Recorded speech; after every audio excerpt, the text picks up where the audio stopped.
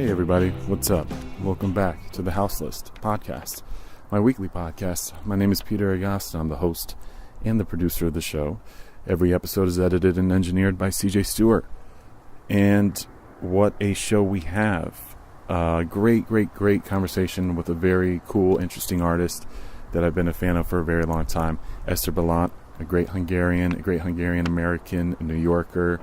Although I'm recording this intro down in Virginia, visiting my dad, another great Hungarian, for Thanksgiving. So I hope you guys had a wonderful Thanksgiving, however you may have spent it, and safe journey if you traveled, and thank you if you spent any of your time while traveling or your downtime listening to the podcast. I know there's 10 million podcasts you can listen to, so thanks for choosing the House List. If this is your very first time listening, you can subscribe on iTunes, Stitcher, Google Play, anywhere podcasts are available, and I encourage you to. If you can spread the word, that would be incredibly amazing as well. I'm actually recording this outside in my childhood home in the backyard. I figured I'd get out and do this, be in the environment a little bit. And so if you hear some atmospheric noise, that's what is going on. So I guess the catalyst maybe for this conversation that I had with Eszter was that we have a show coming up too. A really great show that I put together as an agent and almost as a show curator too, in New York City, in Brooklyn, at the Bell House on Friday, December 1st with Shilpare, Bush Tetras, and Eszter Balint. It's an incredible bill. So if you're going to be in the New York area, or you live in Brooklyn, or you might not even be hip to that this show is going on, you can get tickets now. It's close to sold out. I definitely feel like it'll be sold out by doors, if not earlier. So get your tickets now at thebellhouseny.com. That's Friday, December 1st. So hopefully you hear this podcast before that, especially if you enjoy this conversation I'm about to have and share with you with our great guest, Eszter Balint. So we played a song at the intro of the show, which is from her last record from a couple years ago. It's called The Mother. Actually, another great New Yorker, Mark Ribot, played on that song too. Some of you who might not be familiar with her music may definitely know her acting and some of the roles that she was in, and that's really how I was first introduced to her. Obviously, Stranger Than Paradise, the great Jim Jarmusch film, was a seminal kind of a piece of art, really. And I just watched it recently, and it was really hilarious. And I went to film school many years ago, and that was like a great piece to study and observe, really, and just enjoy. So, and really, in a way, and we talked about this in the conversation. And I'll try not to go too long with my intro here, but it's such a great Hungarian-American story, which is really rare in American cinema. So I felt very close to that film. She's also in Trees Lounge, which is super slept on if you've never seen that before. Steve Buscemi stars, and she has a pretty pivotal role in it. And a great ensemble cast, and just an amazing piece of art too for what it is. Very timely feature, came out in the mid-90s. But many of you in the more contemporary sense would recognize her from her character on the show Louie, the TV show Louis C.K.'s show that was very well regarded. I think it won some Emmys. She was in the 4th season, I think, of a 5-season show, and played the Hungarian love interest in his building. And we talk about that. We talk a little bit about Louis as well, and we talk about all types of stuff. Her parents were very seminal in the improv and experimental theater scene in the early 80s in New York City. They founded a place called the Squat Theater, which is on 23rd Street. And I kind of came to know of it from some of the musical acts that were kind of held down residencies there. So DNA, which is Arto Lindsay, who I've worked with and known for many years. Koti Mundi, Kid Creole and the Coconuts, who was actually on this podcast. He was actually the very first conversation I ever recorded for the podcast. It's episode 2, if you want to go back to that. and Sun Ra. I mean, these were like the house bands at the Squat Theater. There's an amazing story and history to it if you ever have the opportunity to go back and learn about it. And that's what I love about this podcast too, is just like digging into someone's artistic history and background. And Eszter has a pretty varied one, and great conversationalist, and I was so thrilled and excited to do this and have this conversation, which we recorded in Brooklyn not very long ago at all. So yes, anyway, let's get into this thing. Don't forget, Friday, December 1st at the Bell House in Brooklyn, New York, Eszter will play Bush Tetras and Shilpa Ray. I put the bill together. Get tickets now at thebellhouseny.com and come and see. Catch the Houseless Gang. We'll be there. You know what I'm saying? And what else? Let's just get into this. I want to share this great conversation with y'all, and I will see you guys on the outro. My frame of reference for being like a first generation kid, there was not any other Hungarian families that like moved there and had kids there. There were a lot of graduate students basically that would come cycle through. So there was like a college community that would then like come over for dinner and stuff. Oh, really? So you kind of connected with them? Yeah, big time. Yeah, there was like an ongoing like Hungarian community that was basically centered around the school. And my dad was like a foreign car mechanic, and my mom worked at the university. So there was like, it was an interesting childhood where there was like a Hungarian presence. And then the only other relatives we had in the States were like kind of far removed cousins that all lived obviously in Cleveland, Ohio, which is that's where they all are, are many Hungarians. So. Yes. So I hear. Yeah. Yeah. I mean, I don't know if have you ever flown into Cleveland? Yes. When you were doing the movie, did you guys shot in Cleveland. Yeah. I can't remember if we flew straight into Cleveland, but I assume we did. Well, I haven't, but to my knowledge, I know that there's a Hungarian greeting in the Cleveland airport. Yeah. That's what that's what my dad always told me. I've never flown. I've driven through it, but never flown. I don't remember that. That's amazing. So it's still is it still a big thriving Hungarian community there? Yeah, absolutely. I think as far as like in the States, it might have the highest population kind of per capita. Yeah. Yeah. So anyway, I mean, in a way, but you were born in Hungary, right? Yes. Okay. But you basically like were raised here, yeah? Yeah, pretty much. Well, I left when I was 10. Okay. So I spent a good chunk of time there, and I lived in Paris for a year. Oh, nice. From 10 to 11 and a half or so, and then then we all moved to New York, and New York ever since, except for a 7-year stint in LA. But oh wow, did you? Oh, okay, interesting. So growing up in New York, what part of the city were you in? Were you 23rd Street? So you were around the theater, right? Yes, we were. First, we moved into where else? The Chelsea Hotel. Nice, really? Okay. Yeah, and then we were looking for a building. I mean, I was a kid, but for a building to make our theater and home. And we actually looked at something. We almost ended up moving down to the old South Street Seaport, which back then was very different than it is now. Oh, yeah. And I remember this lot and this building we looked at. But we eventually ended up down the street from the Chelsea Hotel on 23rd Street. And that was like the intention of even coming to the States was to... Because the theater existed before, right? So the theater existed in Hungary. Yes. And the authorities banned the theater from performing publicly. So for a long time it functioned sort of underground. Right. They did their work out of an apartment. Oh, cool. And the only way that people knew about the shows was word of mouth. Word of mouth was big back then because it was always packed.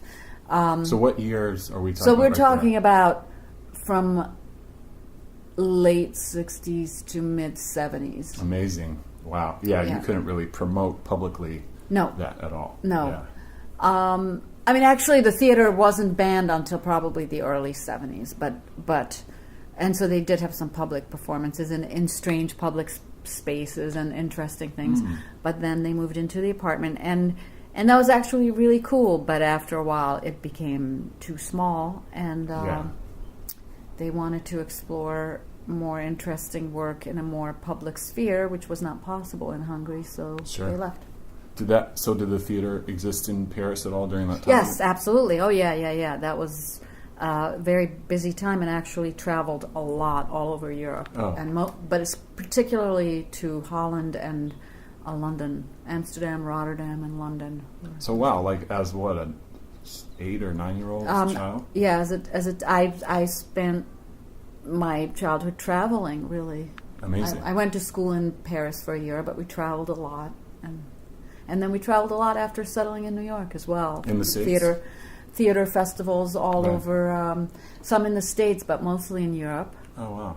Went to Iran right before the revolution. Wow. The Shiraz Theater Festival. In Tehran or somewhere? Was it? Tehran, but also in Shiraz, which was yes, actually a big deal. There was it's a very loaded subject because politically it's a complicated. I actually have I don't know if I'd call it a song about it, but I have a piece of work about that trip.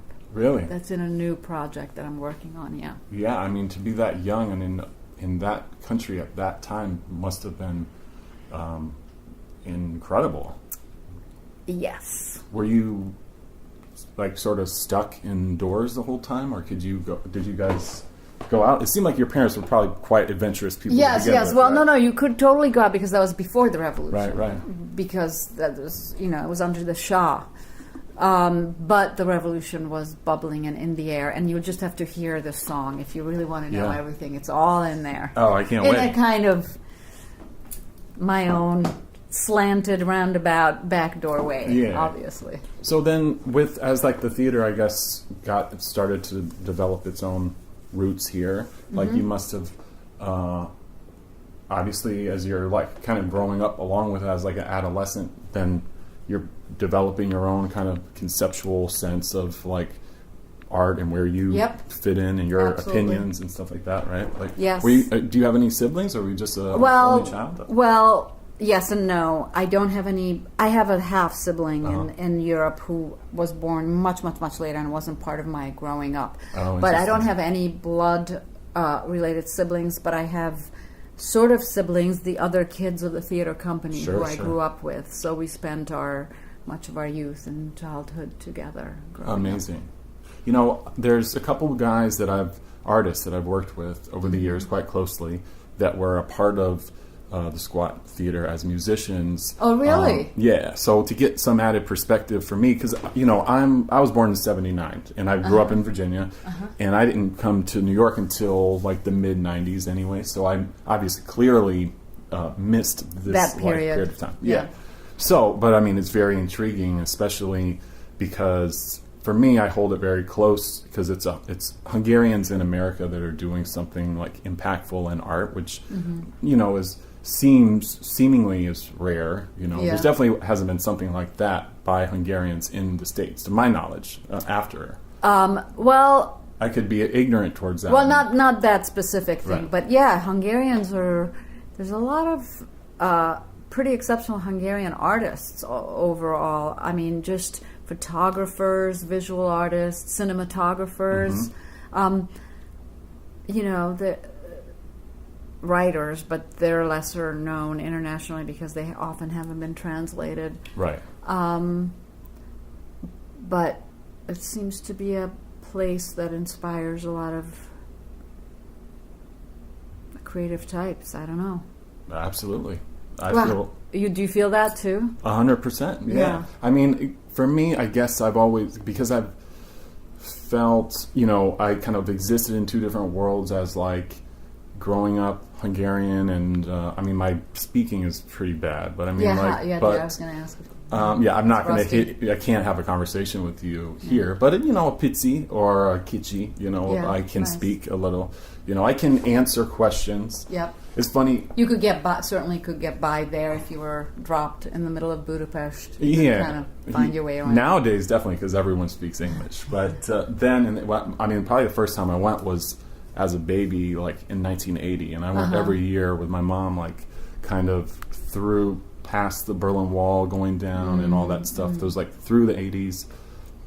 But, you know, as like a stubborn American child of the 80s too, like the learning the language when there was no like kids around for me was tricky. And but that doesn't mean by any means do I not identify with that too. I mean, I think with age too, I've become even more proud of it too and more identifiable with that culture. I find that to be true for me as well. Yeah? Well, I think like any teenager, you know, it's no matter how weird your environment is, there are certain sort of universal principles that every kid kind of follows. And I wanted to, in a certain way, whatever that meant, fit in. So I wasn't necessarily searching for my Hungarian community here. Right. I wanted to fit in with... Luckily, New York was at that time a very international, diverse... And New York had its own rules. It wasn't like America, absolutely. You know. It was, it seemed like it would be the kind of characters that even would come to the theater and come out of that were so dynamic that's like they it would was a natural fit. Yeah. Right, who are the people that you know from that? So there's two really great ones. One's Koti Mundi. Okay, I love him. Yes, me too. He says hello. He'd say hello to him. I haven't seen him in a very, very long time. So me and him are good buddies. He lives in California now. So I know Papai. Yes, I mean, I love his solo record, his earliest solo record. But I mean, obviously, Kid Creole and the Coconuts. Mm-hmm. And they did their very first show at Squat Theater. I don't know if you know. Yeah, well, I didn't know that until he told me. Yeah. So, how did they even make their way there? Were they just hanging out? Well, so there was. So basically, there was this Hungarian guy who somehow befriended one of the members of the theater. Our building was like this place where a lot of people just came and went. Really? And this guy ended up living there, and he was really tapped into the music scene somehow. Mm-hmm. And he started booking bands. And I don't know how he started with more jazz and blues. And what was his name? János Gott. Interesting. He's in the art world now, and I've completely lost touch with him, and I really don't know what he's up to. But he was like the de facto promoter. He was the de facto promoter, and he, through some, you know, his girlfriend at the time was. So I don't know if she also had some connections in that world. But his girlfriend at the time was Cheryl Sutton, who was an actress with Robert Wilson. Mm-hmm. Quite well known, actually, and in some of his biggest productions. I think she was in Einstein on the Beach and a few other really big ones. So, in the original production. So maybe she knew some people, but anyway, he was friends with a lot of sort of shakers and movers of that time and that scene, and brought them over, and then word spread, and everything was like a village, you know, it was such a community. But would music just after a certain hour, then it would basically turn to a club or a venue? Yes, and also because there would be downtime between our productions. You know, play obviously takes some time to put together and make. Right. So one would have a run for a few months or a year, and then there'd be a gestation period for. Right. And also all the times that we were in Europe touring at festivals. The place needed to generate a little income. The club never did that, so I don't know how exactly that, but it ended up being really fun and great and culturally important.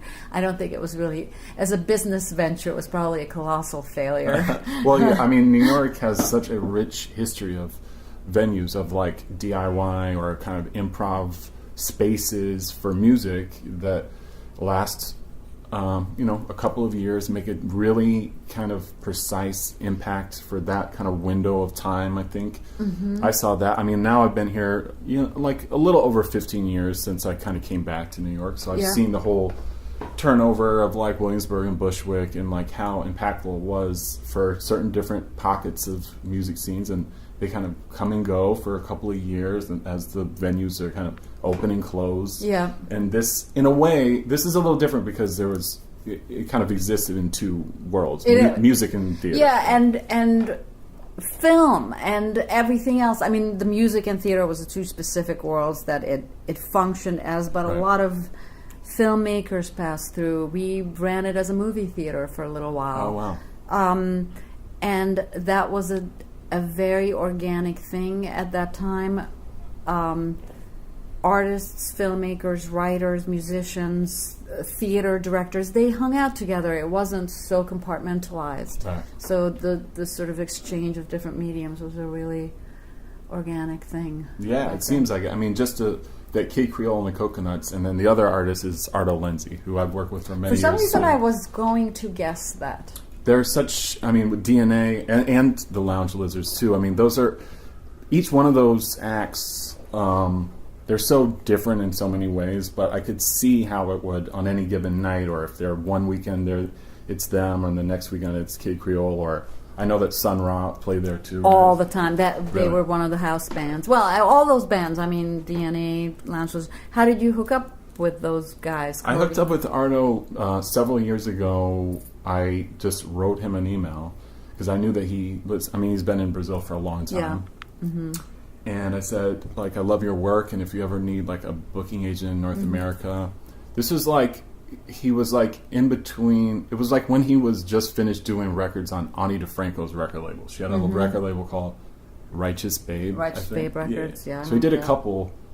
So, so it's so interesting, too, because we exchanged emails for quite a while, and I actually went to Japan for another music-related thing, and I had never met him, Arto, before this, and we literally were bumped into each other in the same hotel in Tokyo, and I mean, I'm already a huge fan and admirer of his anyway, but that we had been essentially been in working. touch. Yeah. I mean, I was basically his agent, although I never booked a show for him or met him up to that point. But you were really seriously talking about working together. Oh, for sure. How great! Yeah, and so it was have beautiful. you been in touch since? And yeah, I mean, we don't work together in that magnitude anymore, but we had a couple really good years, although it's tricky because of where he lives.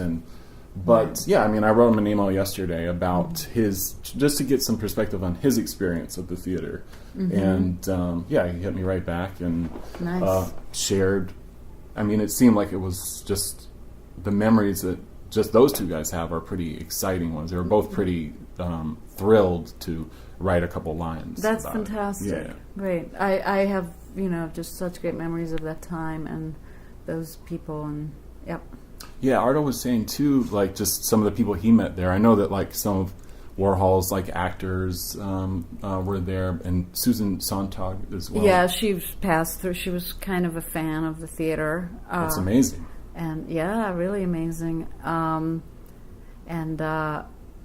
think Arto may have been referring to Nico lived there for a long time. Really? Yeah. Oh wow. And Viva was kind of a friend, exactly. and I'm still her kids and I are sort of like family practically. Oh, cool. We could spend a lot of time together. So to live there though, there was an apartment upstairs or something? Yeah, it was. So the ground floor was a theater, Right. and it was a storefront. Okay, yeah. And that was also the venue, the club. Right. And upstairs is where the second floor was the living room area, and then all the other floors were where people had their rooms. Amazing. So, I mean, just to spend 1 second on this, because I'm sure the people that listen to my show too would be curious. I mean, if you must have met and spent some amount of time with Sun Ra, right? Oh yeah. What was your experience? Well, I mean, I was a kid, when they played there, and Sun Ra was sort of overwhelming because they would pull up with their bus from Philly, and it was 27 people would pile in. Yeah. And to me, it was just amazing. These people all dressed up, and the music and spaces, the play. It was fun. Yeah. But I also sort of took it for granted. Oh, like swag. It was really so many years later that I listened back to that stuff and oh my God, that was heavy shit that I was just growing up. That was the soundtrack to my daily life. Right. But they were actually. I took a lot of that stuff for granted. Well, I mean, when you're 11, 12, 13 or whatever. Exactly. I mean, how can you and it's in your bedroom. Right. Right. I mean, obviously, I would think that by way of the Lounge Lizards playing there, or I mean, Arto and of course John Lurie that did the. Now I don't know how well worn territory this is as far as when you do interviews or when you talk to people, but obviously the film must have been. They must have known you from that, right? Yes. Jim Jarmusch must have known you from Squad. Yeah. Yes, that's exactly where he knew me from, and from John probably was somebody who may have actually recommended me for the film because we had known each other. We actually met John Lurie in the theater, as he never fails to remind me when I speak to him, which hasn't been in a while. He's known me since I was 12. This just like ends every conversation. I've known you since you were 12. Because it was pre-Lounge Lizards. It was when he just moved to New York from Massachusetts, I think, somewhere in Massachusetts. Boston. I think he'd been living in Boston. And he found himself there? He made friends with one of the theater guys, and he was doing theater himself. Oh. He had a very interesting performance in which he played saxophone, but it was a real performance, and he premiered it there at the theater. Really? And made friends with one of the guys. So it was like a one-man show or something? It was a one-man show. His girlfriend at the time was in it, but it was about baseball. Really? Yeah, that's all I remember. And it was cool and really interesting and very simpatico aesthetics. Yeah. know? That sounds, amazing. So, yeah. So then they obviously had like a close affinity for that room, and then, so how do you, casting that film, it's, the theater had already existed for several years by that time. Yeah, and I think Jim had seen me in a play. I actually had been in a couple of short films before. I don't know, people saw me in the plays and maybe I had a cinematic quality or something. I don't know, because I was asked specifically. What were the shorts? So there was somebody, I think for NYU or Columbia. It's hard to remember now. I just remember that it wasn't my first film experience. There were at least a couple. Right. As well as the theater, right? As well as the theater. And the theater used film. I don't know if you know that, but I've been in films in the theater, in the pieces as well. Oh, meaning that they were shooting it and then... And then the first play that was produced in New York after we moved here was it was a play called Andy Warhol's Last Love. And it's the first thing we worked on very quickly after moving here, and it was a black and white film shot on the streets of Chinatown and downtown. Andy Warhol riding horseback through the streets of New York. Wow, that's incredible. It's shot in 1977 or 78, I think 77. Oh my God. Yeah, very cool. And I was in that. Is it like Super 8 camera or something? 16 millimeter. Yeah, amazing. Yeah. And then you just showed it there. That became a part. The theater was very interested in cinema. Yeah. Okay. So it was just it would screen. It was a 20-minute film, but there was like a segue into the film and out of it back into the live show. It wasn't just a totally standalone thing that had nothing to do with anything. But so. Did Warhol acknowledge you? Did you guys have? I can't remember. He seems like he was pretty. He was very aloof. Yeah, maybe slightly self-absorbed. I'd actually met him, and I knew him, and I had met him and kind of socially even mingled with him years after that show. So there was never any acknowledgement. So there was never any conversation about it. Or I never knew. When I say I mingled with him, I met him a few times in certain circles, and I actually have a funny story about him, but not maybe for this podcast. But anyway, you're welcome to tell it if you'd like, but you can hold on to it. Yeah, maybe for right now. We'll see if we circle back to it. But so I was like way too cool for school at that time when I'd met him, so I would have been much too well, cool for school or shy, which is kind of the same thing, Right. to actually bring it up and ask and say, hey, do you know that this theater did a play called, and I mean, I would have never exposed myself like Right. that. So I Well, just he would never. obviously have known the theater for sure. I mean, there's He'd known of its existence, and my father actually played Andy Warhol in the play, and he wore an incredibly well-made mask of Andy Warhol, Wow.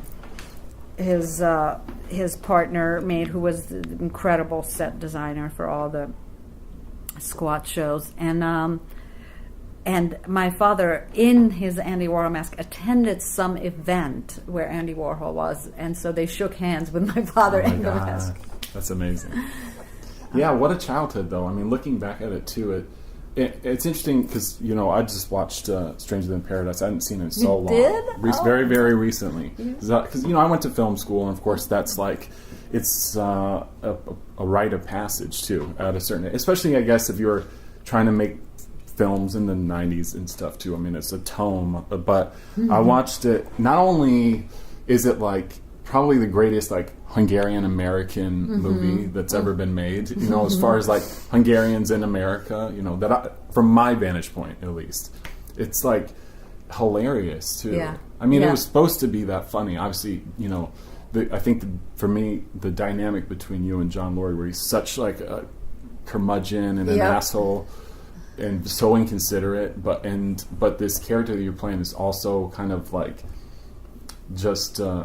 impervious to that at the same time, but kind of at his mercy. I don't know. Yeah. It's a hilarious dynamic. Does it still work? I haven't seen it in so long. It does still work because it had been quite a while. I mean, nearing 2 decades since I watched it. I think that there's something about the pacing that's really like refreshing because it's kind of airy and slowed down in a way where we live in now. Society is just so in your face. It's like so aggressive that it's actually kind of like a relief because the laughs like are kind of slower. There's some air between them in a way. Oh, that feels relaxing just to listen to you talking about it. I know everything has changed. The tempo is very different right now. Yeah, for sure. I think that was the one thing I noticed. And then on a more subconscious level too, having like the aunt, sort of grandmother type that had, there's something for me, there's like emotional triggers that come from like being like scolded in Hungarian by like an older woman, really? where Did it's you like, have that? for sure. Well, yeah, someone like when they take you away, like when they take the character, like abduct her. That. Yeah, I definitely have a handful of like older Hungarian women that have chastised me, and that there's something about the tone of that language too. Where it has this, I guess you'd have to kind of speak it or have it spoken to you a lot to kind of get, there's this sort of moroseness to it, like, or like sad, sorrowful, but like strong, but like, I don't know. I mean, I could like just... And a little monotone, right? The inflection, is the inflection a little... Like the inflection flat? is definitely, it's flat, but there's an emotion there that... there's a lot of guilt in a way. There's a lot, but it's also very beautiful, and there's not it's very difficult to find another language that you could compare. So what do you to. think it sounds like? I'm always asking people, what do you think the language sounds like? And I'll say a sentence, and no one can tell me. I mean, like what is it similar to? I mean, as far as another dialect, I guess the closest thing is like Finnish or Portuguese or something. Finnish and Hungarian are really close, culturally, I guess, in a way. I guess I just don't hear that many people speak Finnish, so I don't have an ear for what it sounds like. No, because when I went to Budapest last, which is really a couple weeks ago, I have one cousin outside of Helsinki, so I had one night there, so I listened, I'd done a show in Finland like a long time ago, and so the language is similar. It's just more Nordic, so it's like I don't know. But as far as like Hungarian as a whole, there's something for me that just really registers. It kind of like there's like a sort of sad tone, a sadness that may not be intentional. It's just a part of like the dialect. It's part of the culture too, and it's part of the poetry. Yeah. But it's a rich sadness. It's like very fertile. Yeah, absolutely. It's I think if you there's a weightiness. Absolutely. I mean, if you listen to that aunt character and that, it's you can feel that for me because I can identify it. But even like say, okay, when you were doing Louis' show, and then you were speaking Hungarian the whole time, which for me was a great, amazing treat because that's also never really happens in contemporary American television. So that kind of communication where there was like a communication breakdown between the two characters. But even though you're like explaining there's certain kind of monotonous stuff that you're talking about, there's still a sad kind of hue to it that just comes out of that language in a way. Wow, that's great. Yeah, I mean, I don't mean that hopefully for any other Hungarians that are listening. It's not a slight by any means. It's just an emotional like identification. No, I think it's absolutely accurate. Were your parents like happy, fun people? No. Right. Do you know any Hungarians that are happy, fun people? I'm probably more happy, fun than most. Yeah, you seem pretty happy. I mean, the younger generation, I think, is becoming a little more in tune with just simple happiness. My father did actually have a kid-like, joyous side. Okay. But it was wrapped in a big blanket of complicated, neurotic, dark. Yeah. So what he was writing, or the plays that he was involved with, they were not much in the comedic sense at all. Yes. Well, he had a sense of humor, definitely, for sure. And actually, if I think about his friend, one of the founders of the theater, Peter, he was actually a pretty joyous character for Hungarians. But comedy and tragedy, I mean, they're two sides of the same exact coin. It's not like humor and comedy is in any way, shape, or form separate from tragedy. They're very intertwined. No, right.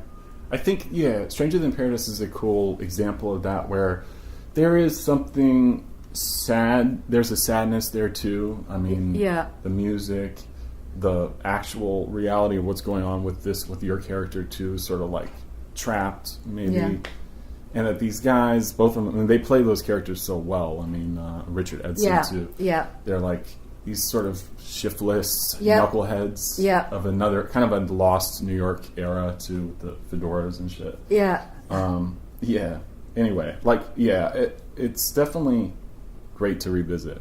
And it's and I definitely think that if you mentioned the Louis thing, it's there. It's for his show, which had tinges of darkness before, but I felt like that he really entered a sort of more somber tone with that whole arc. I think you were on the fourth. I think there was 5 seasons. I was in the 4th season. Yeah, I think it took to look at just the art of that show in itself, and because it may or may not be worth talking about him as a human being at this point in time, which we certainly should and can. Yeah.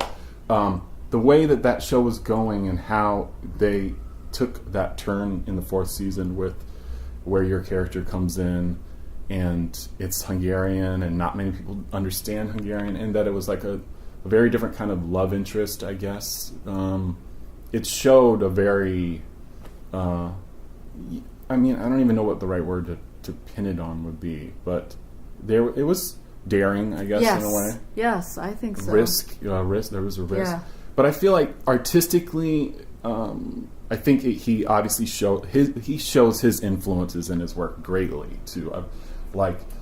Especially if you going back to the movie and just maybe Jim Jarmusch's work in general.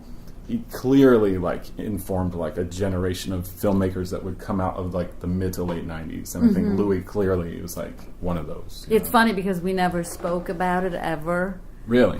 But it was so clear that this was in some ways a tiny bit of an homage even. Oh, for sure. Yeah. I mean, even if you look at, say, Horace and Pete, which only made it through the first or second one. Yeah. It actually got better and better. Right. I'd like to go back to it maybe a little later in life, but I'll say this: if he didn't generously borrow from Trees Lounge and that, which is, I thought of that too. In that it's just production wise, where there's an apartment above a bar. Yeah. It's the inner workings of a bar. It just happens to also. It's funny because that crossed my mind, and I thought I was reading into it. But now that you mention it, that's I mean, technically, that's okay. It's set in maybe there's certain writing elements that are different, like who owns it, the history of it. Which they don't ever. But there was a nod there. Oh, for sure. Yeah. For sure. I mean, Steve Buscemi's in it. Well, of course, that's a gigantic nod. Yeah. Although, I was in the other thing, so I mean, his nods are actually pretty direct. If you really if you kind of watch them, and you're kind of watching with a certain thing in mind. Yeah. Now, I watched those both recently because I knew that we would be talking, and I hadn't seen either in a long time. Mm-hmm. Trees Lounge is also a beautiful ensemble, and I love Trees Lounge. Yeah, and I actually caught it a couple of years ago by accident. Uh-huh. You know how you see things differently when you don't anticipate anything, and you just kind of out of the corner of your eye catch it, or accidentally walk into a room and hear a song that it's just a different framing, it's a different context. And I walked home one day a couple of years ago, and it was on Sundance Channel or IFC Channel or something like that, and I sat down and I watched it, and I thought it stood up really well today. Yeah. Which not all films do that are, small, exist in this smaller world. They often kind of date themselves. Definitely. But if you watch it again, it doesn't feel like it's totally trapped in a certain kind of era, because it was in the mid-90s, right? It came out, right? It doesn't feel like that. It feels like it could have been in any of the last 3 decades in a way. But just the characters and the dialogue is so lovely and refreshing. This guy was in both of those movies too. Rocket's Red Glare. Yes, I knew Rockets. Yeah, what was he like? Really funny, really smart, tragic figure. Mm-hmm. He was also a comedian in yes, a way? He was a comedian. He a real slave to drugs, I believe. Yeah, which is quite that is a tragic thing. Artists that fall into that, drugs, drink, but really sharp, funny. One of those guys that if you think he was that sharp and funny with all the abuse his mind had been exposed to, man, he would have been total genius without that abuse. But so I mean, I didn't spend that much time with him, but I knew him and he was sweet to me always. I have really nothing but good things to say about him. Yeah. I just, that's not someone that really people talk about that much anymore. And he was he seemed like a presence, like a lot of a John Lurie or these guys that are kind of in the bar scene and in the club scene, definitely. And he'd seen a lot, and he always had stories. Yeah, he was one of those guys with a lot of stories. Yeah, definitely. Going back really quickly too, is that you had this amazing scene with another super iconic hip hop visionary, Ramel Z, who was in, which is pretty I actually cool. roped him into that movie. Did you? Mm-hmm. That's incredible. I'm not sure everyone remembers that, but I do. Yeah. You wrote that little exchange. I didn't. No. I think this. I'm not going to take credit for the scene because I think Jim wrote the scene. I'm not sure, but we discussed, and I may have even suggested him for the role, and I knew him, and I reached out and got him involved. That's amazing. Yeah. Because he's also now in certain circles of both in New York and outside. I guess it depends on for record collectors or that guy was so ahead of his time. Oh yeah. So you guys were friends? Well, he was another person that hung out at Squad a lot. He did he did a couple of performances at Squad. Yeah. Do you recall them? Yeah, well, he did this one thing that was just, he had this crazy philosophy, let's call it. Do you know anything about that? No, not off the top of my head. It was about this war of the letter, Uh-huh. war of letters, that somehow life is organized by this warring faction of letters, I would really do it grave injustice if I tried to explain it to you, because I did not really understand it then nor now. And I'm not sure if he completely understood it either. It was somewhere between utter gibberish and utter genius brilliance. Wow. But he did it, but it involved graffiti letters, and he did a whole, and he had like an army of characters who were his sort of not proteges, what would you call them? But I don't want to call them underlings, but they were his, representing his letters, and Interesting. there's graffiti and rap involved, and he was a really interesting guy. Oh yeah, I think his like kind of stature with time, as time passes, he becomes even more of like, he is like a Basquiat type. Yeah, of well, guy. there's nothing like a little old 6 feet under to boost your. I mean, yeah, sad but true. Sadly, yes. I don't mean divorce. to be glib about that. I came off sunny, but I was just being a little bit cynical about how No, it's very gain true. notoriety when. Yeah, absolutely. I think that people finally start paying attention a little more closely when they know that, okay, this person is no longer going to be making anything. I mean, that's one perspective, Right. perhaps. That is I mean, I think that is definitely a perspective. Yeah. right. Yeah, I mean, it's a theory. Like, you can kind of look at it from a lot of different ways. I mean, I Yeah. think especially now with like Instagram and the way that like society is too, that when a celebrity or an artist dies, they immediately become like canonized or memorialized in this really intense kind of way that didn't seem like it existed like for artists of, say, that passed in like the 80s or 90s. You mean the digital? You mean the digital Yeah, sort yeah. of consciousness? It's kind of out of control. It's I mean, totally it's out a of joke. control. It's really rife for comedy, actually. the whole, Absolutely, yeah. morning, ritual on Facebook and all that. Yeah.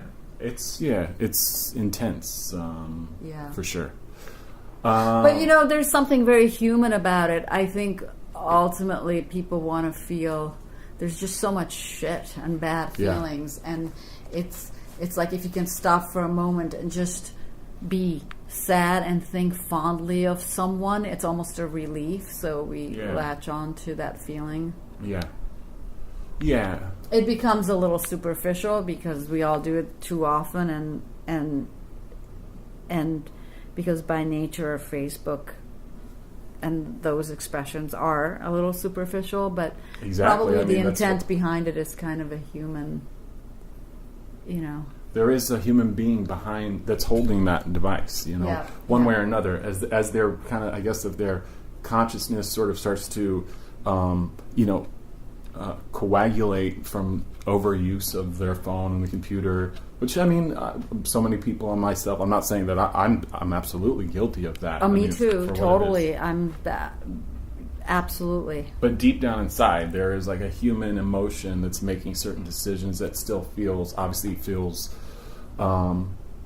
remorse or, sadness for loss. I mean, this is such like a carnal base. And it's also, I think what I was trying to say, it's also a way of just connecting on that level with other humans. Right. Ultimately, it comes from a good place. And it's almost a relief, even though it's sad. It's a relief to connect to other humans. Like, we can feel sad about this together, and it's a little moment of respite from all this barrage of, especially right now, hateful and scary and ugly shit that's coming at us all the time. It's like, pause, let's mourn somebody together, Yeah, that's interesting. It's true, especially as if there's a huge impact that's made by a certain person, like Prince, or look at David Bowie, That was actually, I don't get so fucked up by celebrity death usually, but that one was really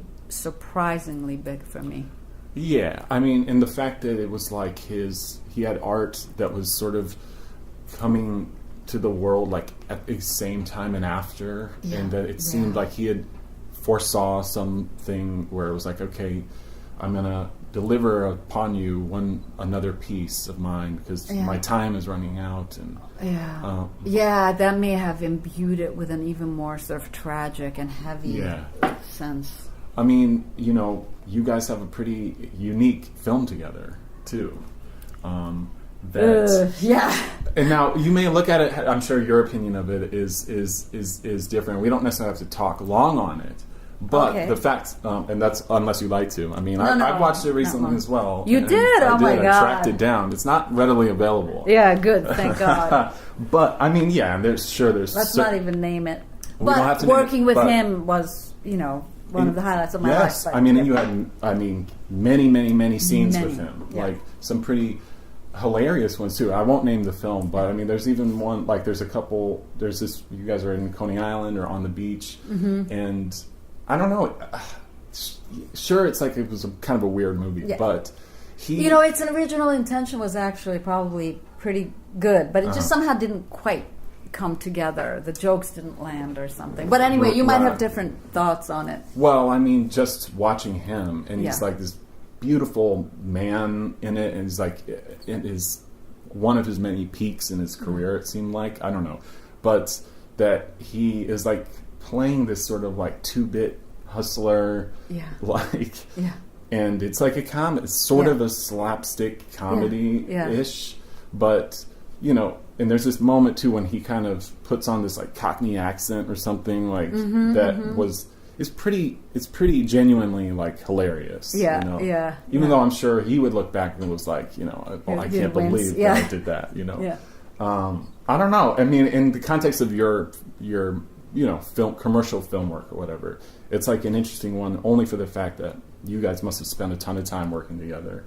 There's a lot of scenes in like, you know, in like an apartment or in this like club thing. So if there's any memory from that, I mean, did you enjoy, you must have enjoyed that, obviously. So much. I mean, I just moved to LA, you know, 6 months prior to that or something like that. So I was fairly new in the city, and this was a great way for me to just kind of get in. I think really most of my problems are just with myself. I hadn't found my own way. You know, it's not work I'm proud of for me. That's all. But I mean, it's like the early 90s. There's not a lot of great stuff. It was a weird period. Yeah, it was. I think everybody was just trying to find their footing, like transitioning from one cultural cycle or phase to another. Yeah. So artistically, you know, I couldn't quite sink my teeth that much into it, but working with him, and first of all, everybody who worked on the movie was a great experience for me. I don't have any bad experience on that film on any personal level or with anyone. It was a fun crew, it was a fun experience, but I mean, working with David Bowie was just like, holy fuck, you know, it hit me, and I wasn't that easily impressed the way I grew up. It was not even cool for me to admit to myself that I could be starstruck by anybody. Right. But I remember seeing David Bowie posters on like my father's best friend's wall when I was 6 years old as Aladdin Sane or Ziggy Stardust. And I was like, who is that? Because that's impressive when you're 6-year-old. Some guy dressed like a woman or like an androgen, you know. And my dad loved him, and we didn't even really talk about this, but when Squat Theater was a club, I was a DJ really young. When I was 13 or 14, I started spinning records. Really? Mm-hmm. Well, there was a booth? There was a booth. Wow. I had a booth built for me.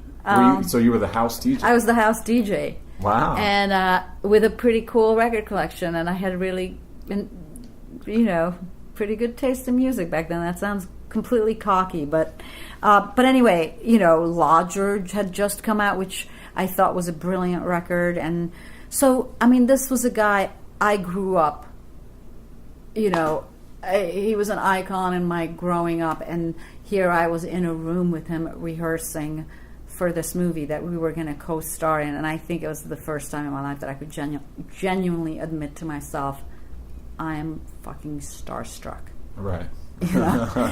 And then that's a good one to be. I mean, come on, it's David Bowie. It's you can't get too much higher than that as far as like amazing, brilliant star. But then, so the next level of that was that working on this movie with this guy I was starstruck by is that he was a completely genuine guy, a completely smart and brilliant conversationalist, and humble, and a great and easy and funny hang.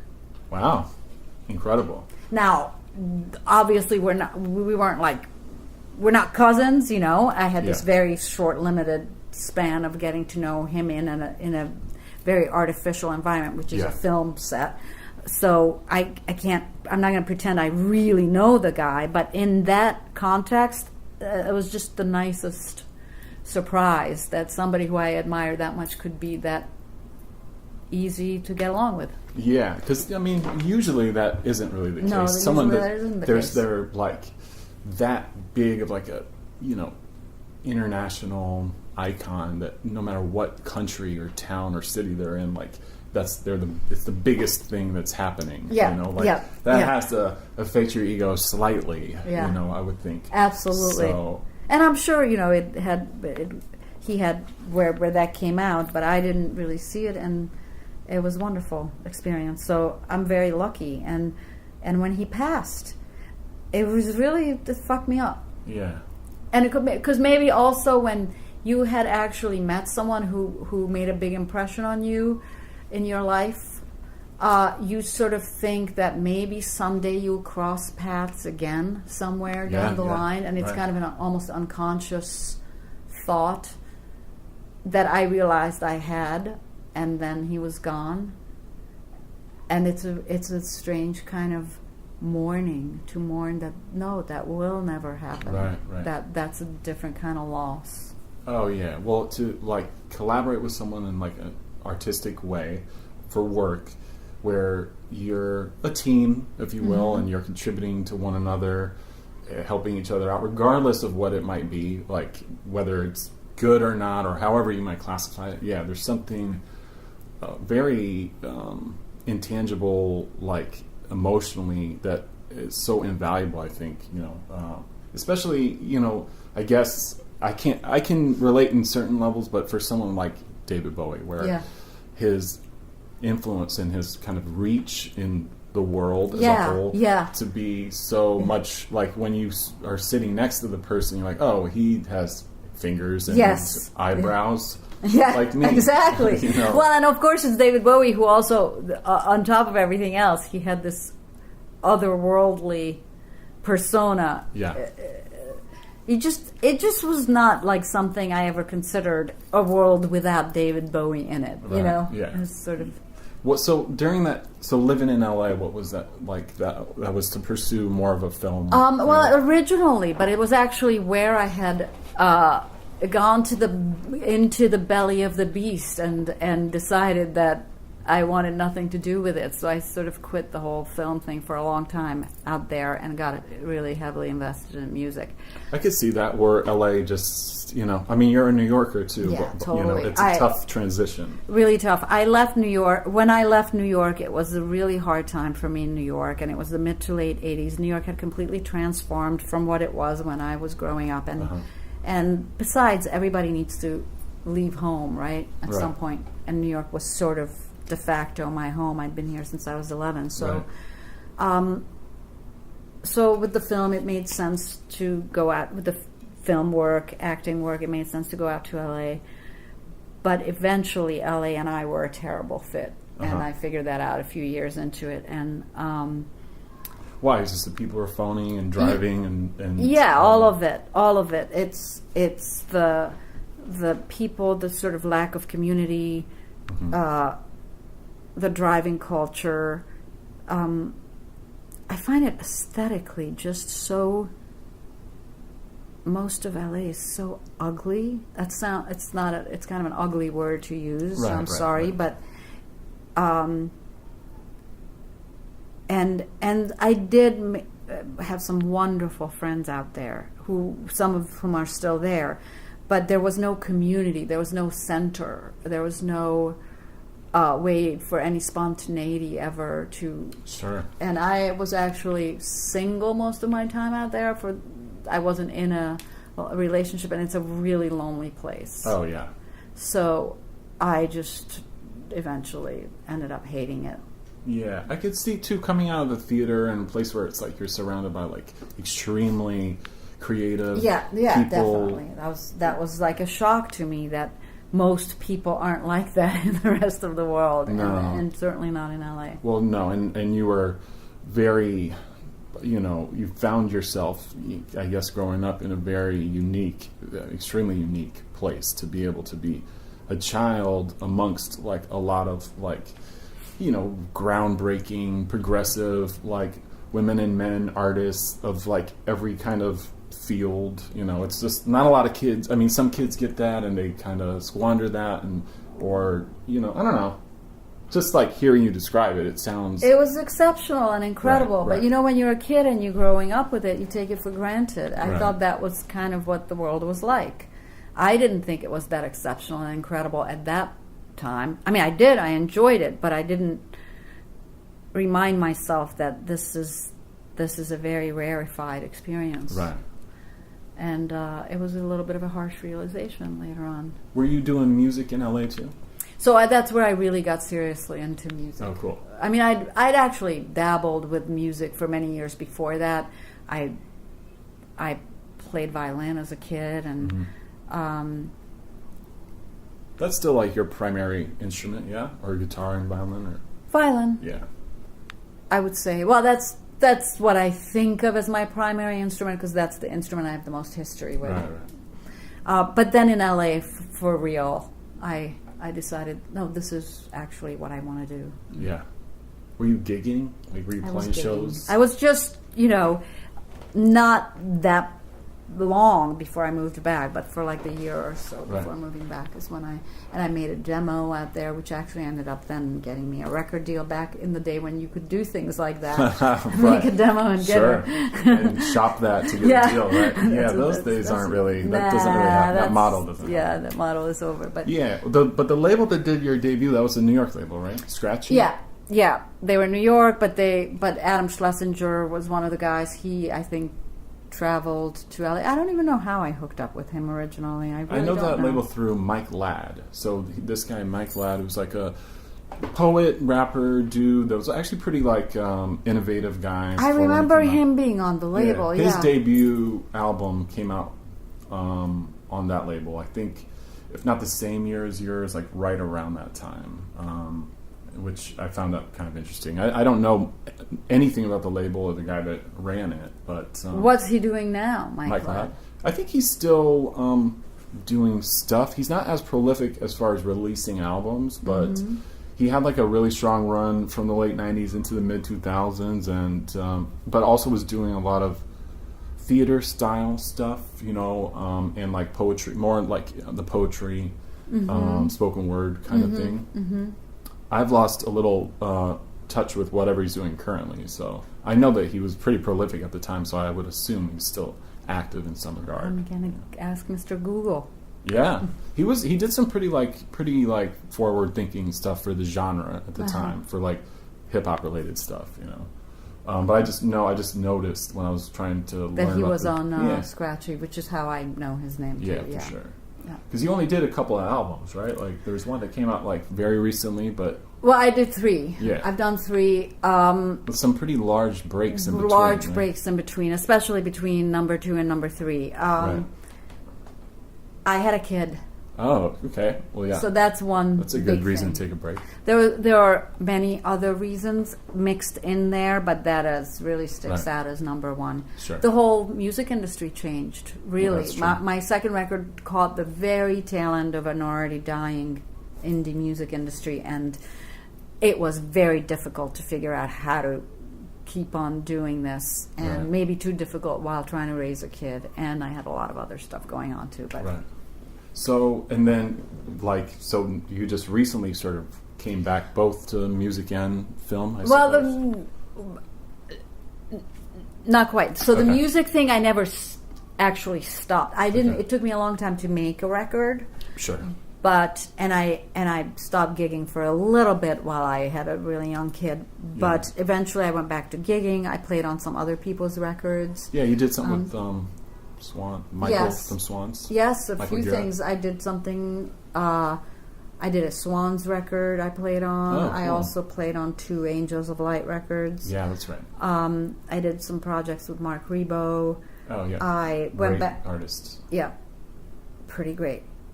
I went back to gigging on my own stuff. So musically, I did stuff behind the scenes, but just took me a long time to figure out the model of how to make another record, and I'm quite frankly not sure that I did figure out that model. Yeah, well, it's constantly changing now, or just mutating. Yeah, I guess. Yeah. So, are you working on one now? I'm working on a new project that will want to be something and also a record. By something, I mean like a performance. So, but it's taking a little while. I have a whole bunch of new songs for this project. It's with this guy Stu. Do you know him? I don't think so. Stu, do you know the Negro Problem? I don't know. So you gotta educate me. He's from LA. He lives here now. He did a musical called Passing Strange some years ago, which actually won a Tony. Oh, amazing. And he also did a show at the which started at the Public, but then went on to Broadway. And then more recently he did another show at the Public called The Total Bent, which was really cool. And he has an incredible show called Notes of a Native Song about James Baldwin. Oh, amazing. Okay. And he's really brilliant, and he and I are working on something, and we have a bunch of new songs, but he's very, very, very busy guy, so this may take a little while. Like it. Yeah, so I may actually simultaneously work on a record of my own. My last record, Airless Midnight, which came out a couple of years ago, or a year and a half ago, something like that, was done with the advent of the whole fundraise, whatever you call it, right? You know, crowdsourcing. Crowdsourcing, that's the word. Thank you. And I don't think that's for me. So I don't know if I can do that again that way. It's a tricky model, that can quickly, I guess, get exhausted, right? Like, I already feel like it's kind of exhausted. Right. But maybe I can figure out a way to have someone help me, but I can't do it myself alone. So I'm not really sure how I'll make my next record. But anyway, this project with Stu will be a record, but it will also probably be a show. Oh, cool.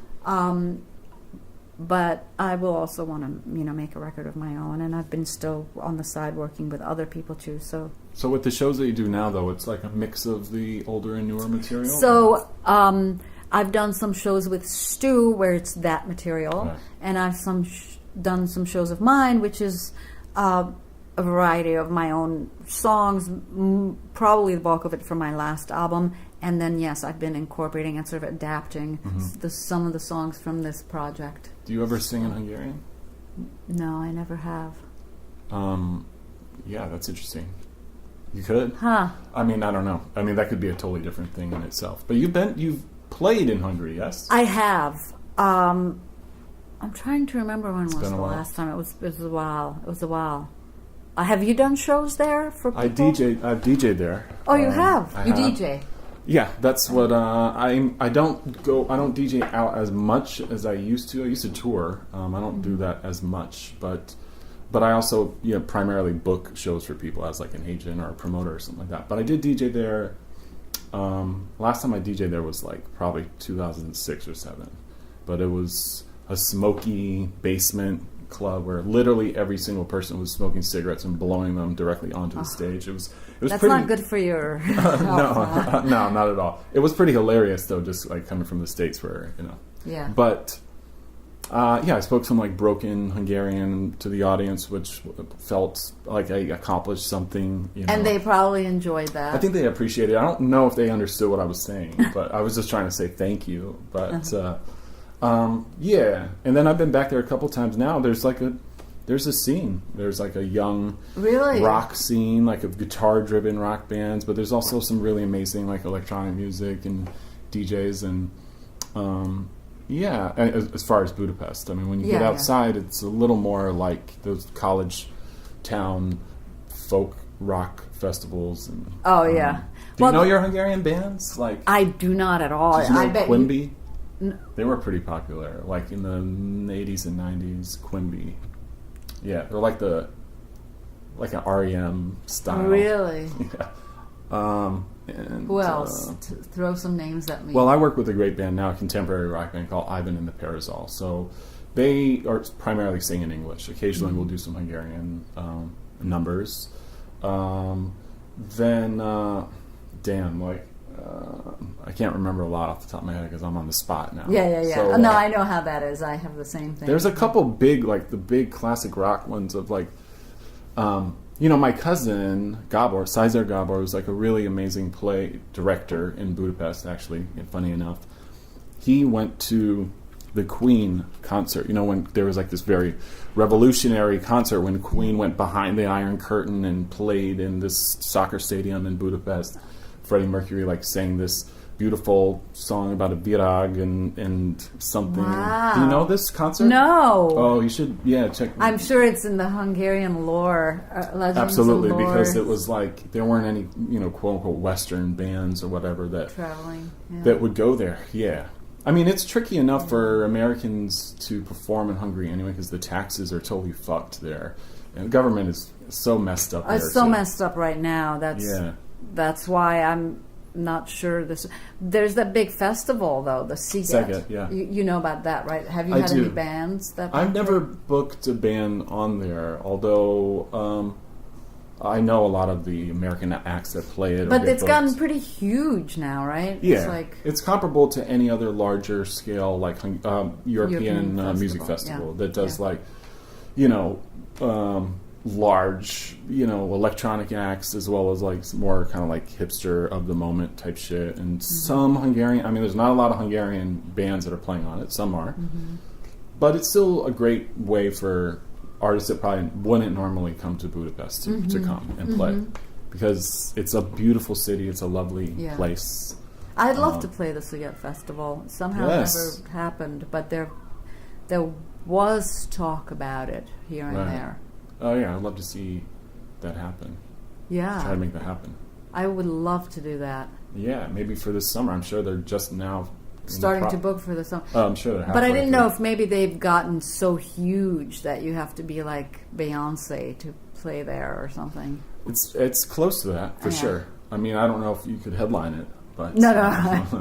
I think the Prodigy headline it every year. Really? That's kind of maybe every other year.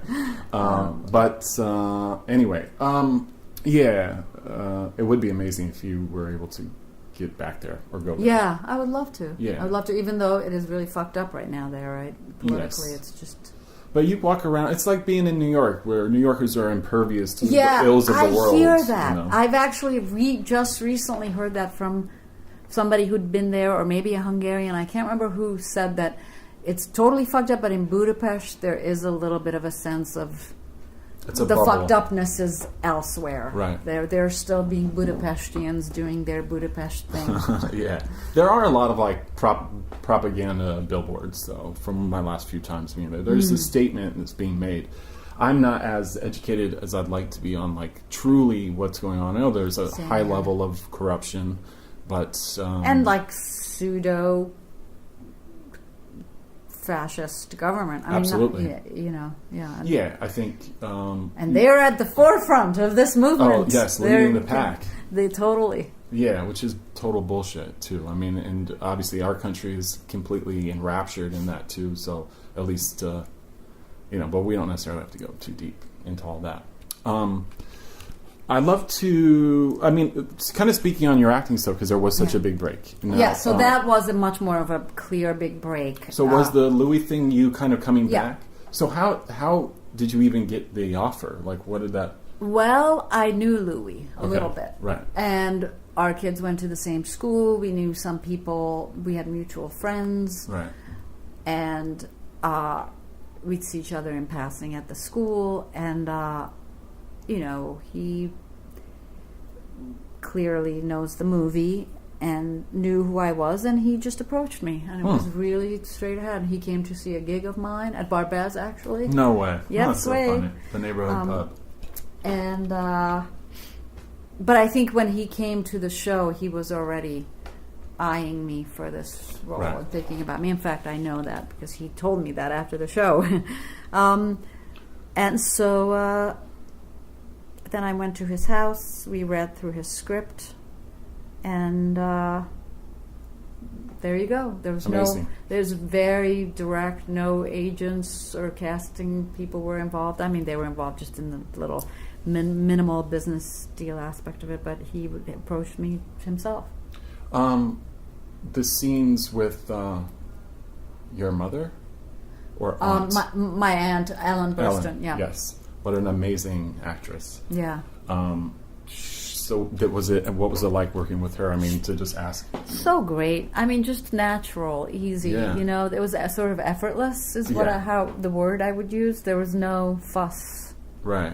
I actually had dinner at her house before we started shooting because she was interested in talking to me about Hungarian accents, and she was working with a coach, and we had a casual little dinner. She was a lovely, lovely person, easy to work with, and acting-wise, it just all felt really natural and effortless. Yeah. It was amazing, yeah. She was incredible in Requiem for a Dream, among many other roles, of course. Yeah. I feel like it's kind of interesting looking at your work and sort of the roles that you played, at least in the stuff that I've seen, and I think I've seen a fair amount. Sounds like it. You dug deep into the archives. I did, but it's a Hungarian thing too. So it's about I think any Hungarian American type person that's into film and the arts and stuff. Yeah. There's like this inherent thing where you have to you want to be able to support and know everything and not just bullshit your way through like so many people. Yeah, definitely. Which is nice. It's refreshing. Right. Thank you. Yeah, and you know what? For what it's worth, Louis is essentially a Hungarian.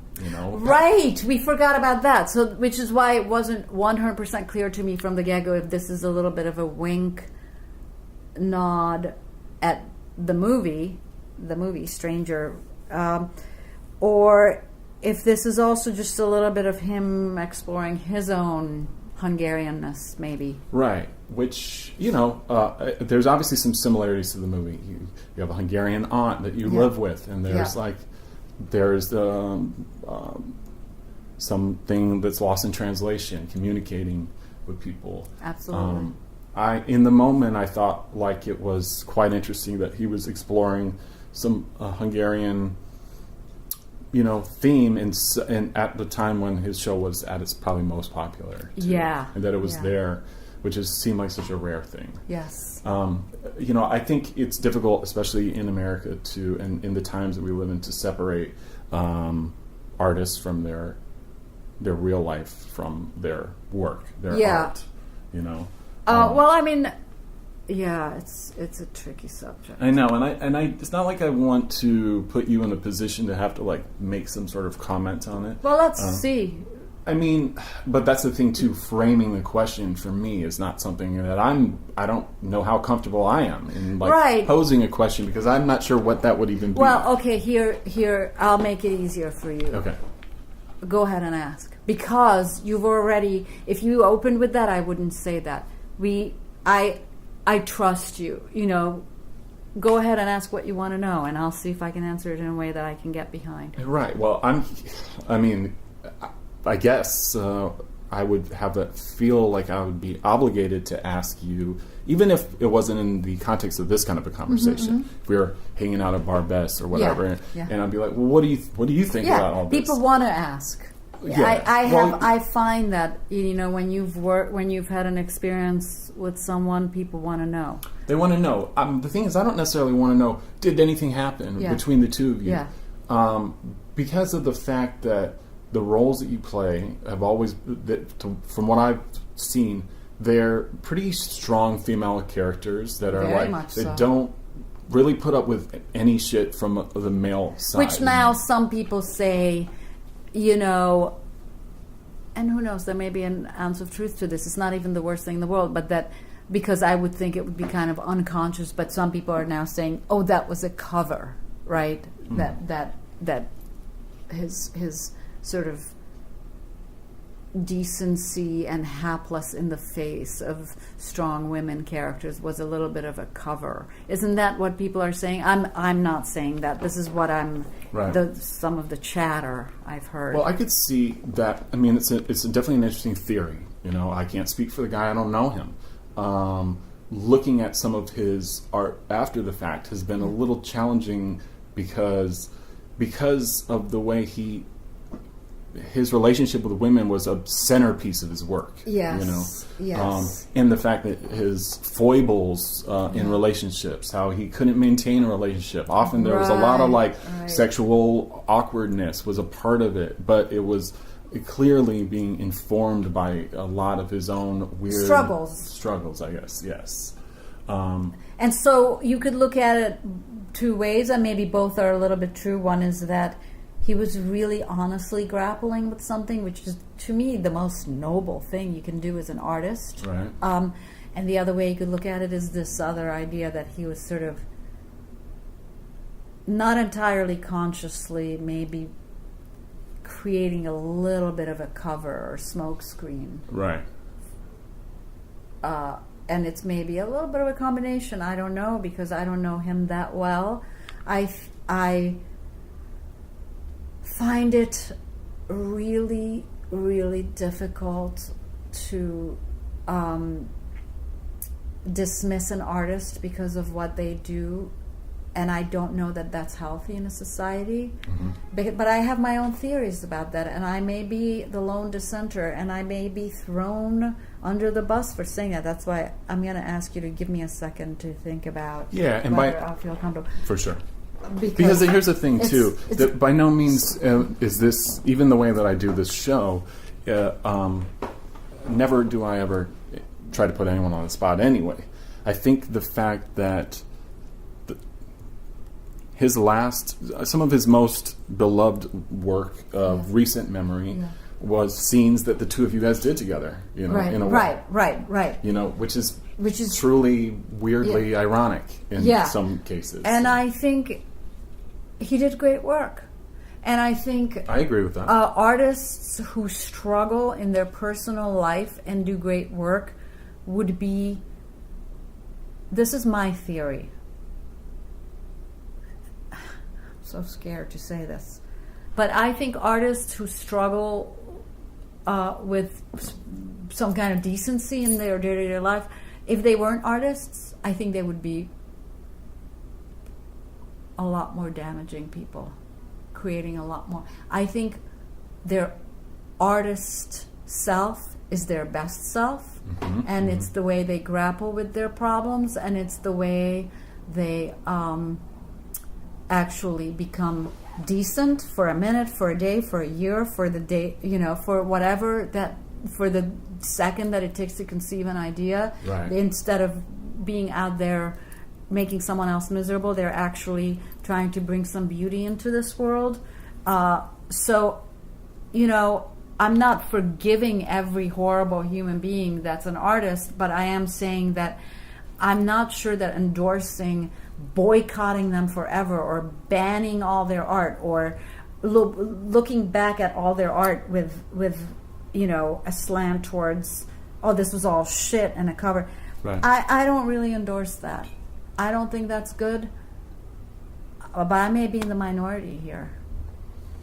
I think that the fact that it's your personal stance, and only you can have that. I think because I think society, the way society is framing things through the screens of our phone and our computer, puts the perspective in a very skewed kind of way where it's almost like a very communist kind of approach. Totalitarian. Yeah. It's exactly what I was thinking, that there is a bloodlust. Right. And I think that's dangerous. I also think there's something great happening. It's nuanced. It's complicated. Right. I met somebody who's quite a bit older. Maybe they won't even be around for that much longer, kind of older, who seemed really thrilled that this is happening now. And she had probably lived through so many decades of the other thing that seeing her joy that this is happening made me kind of get it. You know, and she sort of said, well, it'll all come out. And yes, it always goes like too far one way, too far. But in the end, it'll work out. And to sense that she's like, this is right. This needs... I felt that. But I also see the bloodlust. And that's that digital social media curse. And I think it's very easy to sit back and judge. And there's this thirst for the next one and more. And... the scandal. And when you actually know somebody and know their kids and know that hundreds of people whose careers and work may be affected by them big time falling off the pedestal overnight, it's not so easy to sit back and rejoice. Of course, yeah. I think that's a very important point to make, especially for this thing, and I don't want to dwell on this, but is that like... At what cost? Obviously, this is something that I guess had to and needed to come out at some point in time, if you will. But the amount of loss, let's say, of...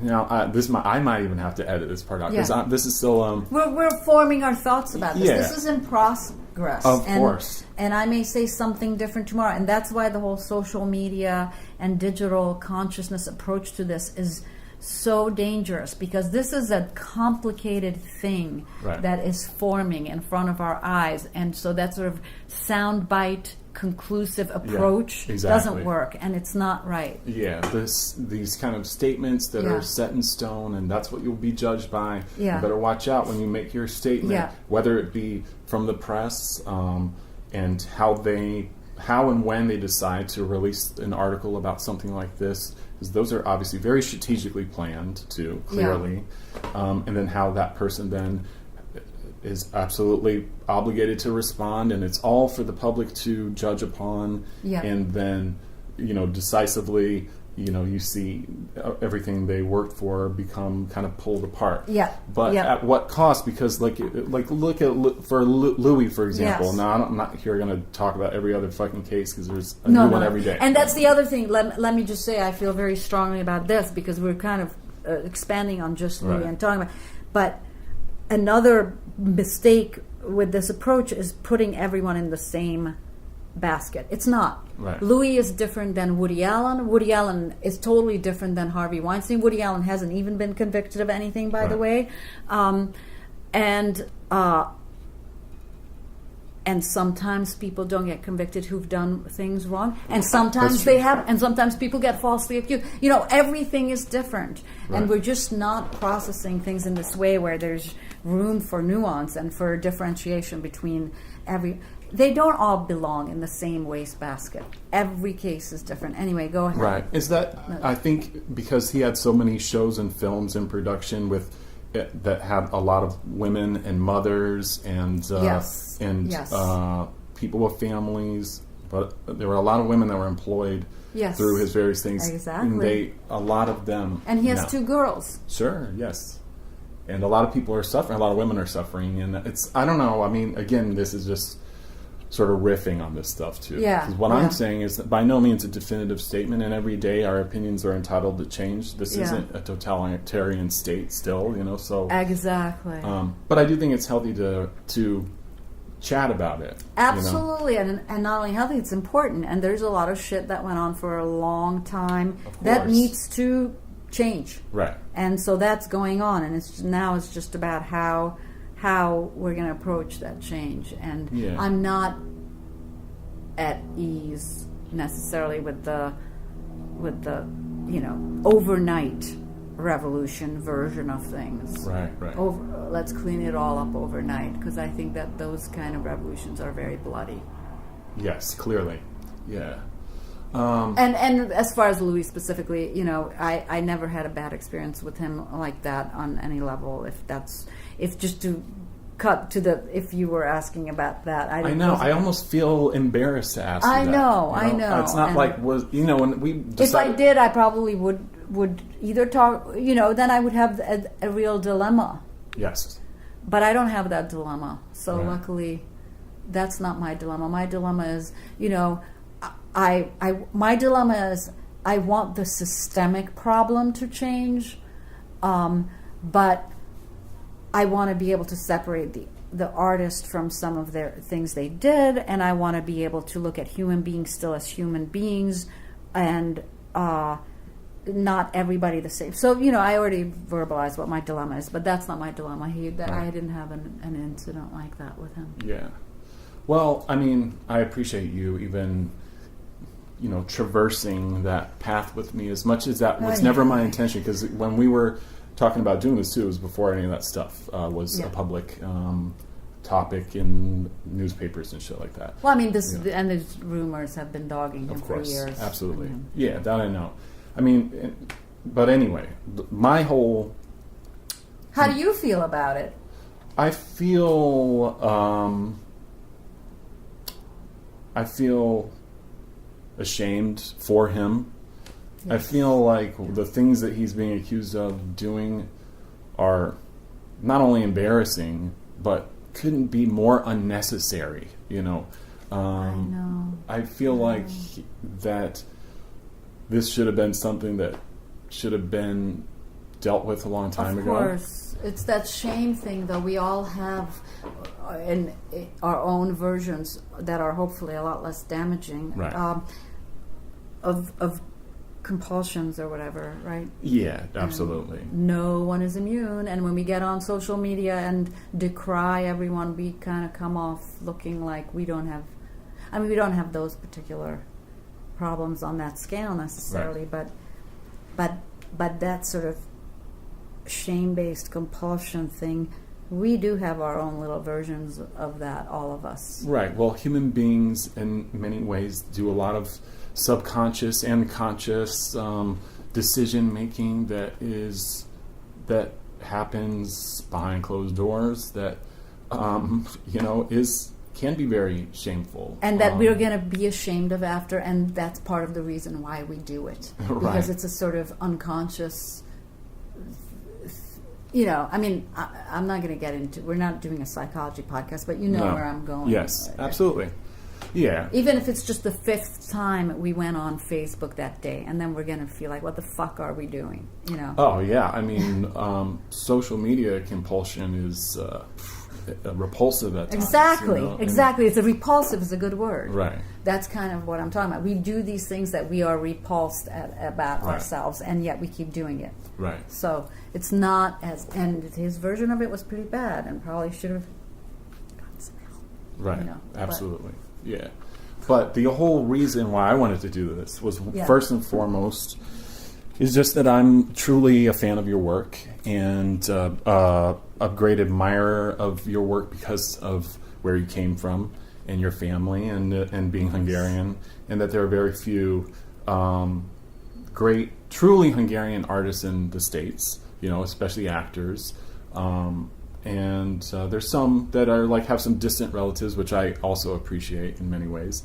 But and just that you kind of came out of this really kind of brilliant theater scene and a scene in New York that was for a while this window of such a melting pot of people. I mean, and a lot of musicians. See, I come more from a musical background, so my knowledge of theater is quite limited compared to the musicians that would hang out and play late night or whenever at the Squat, for example. Right. You know? Were you also a musician yourself? I know. Just a DJ, just a record collector, right. Just a fan and a journalist for many years too. So, so to know that you were kind of part of that scene, you know, and DJing and on the peripheral and sort of ambivalent in a way, which is kind of pretty badass too. Mm-hmm. It has a certain cool quality, and just that you can it's a kind of a cool New York story where you did a little bit of this and a little bit of that, and and played a part in some pretty like remarkable moments in film. You know, that's really the only reason why I wanted to talk to you. And as also we have a show coming up too, and to be able to plug that is like, of course, that's a small bonus. Perk. Yes, I think. Yeah, so Thanks so much for that. Of course, Persa. And I just hope that you continue doing your thing and creating.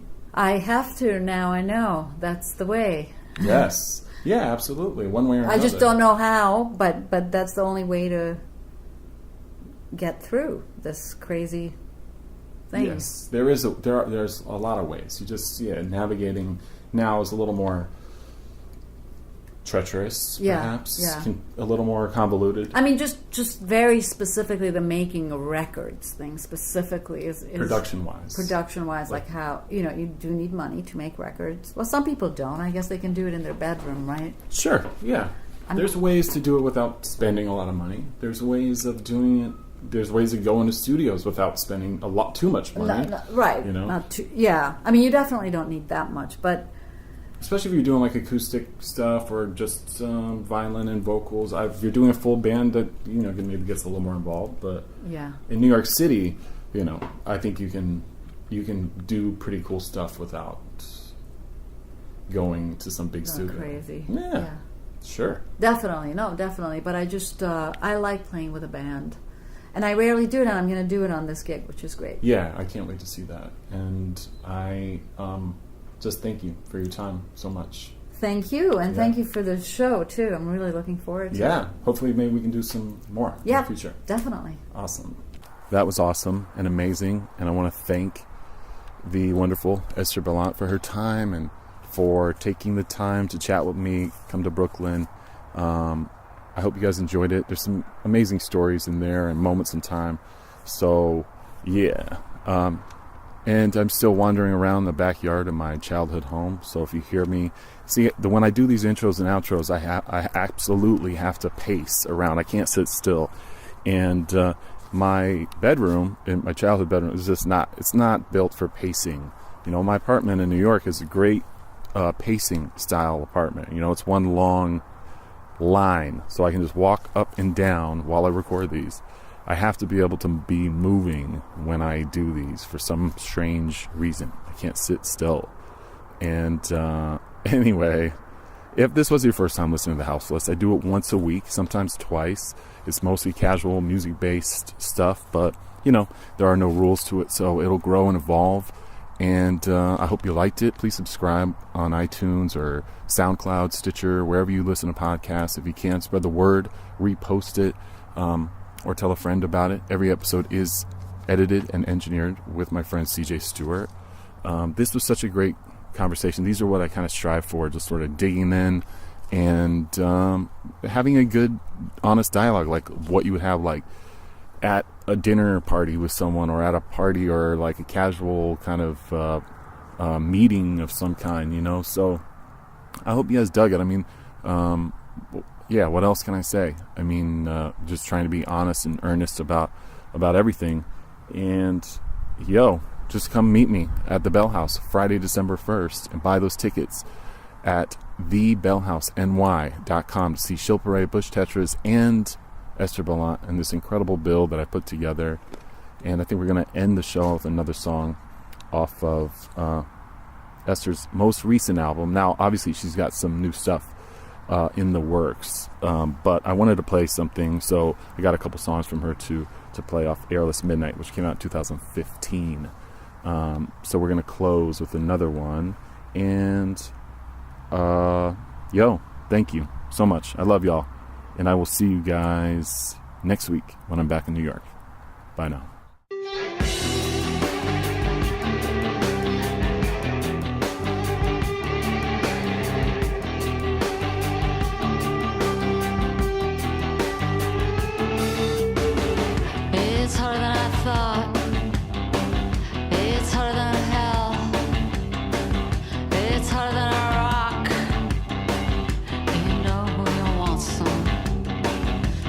Best we know, best we can. But baby boy.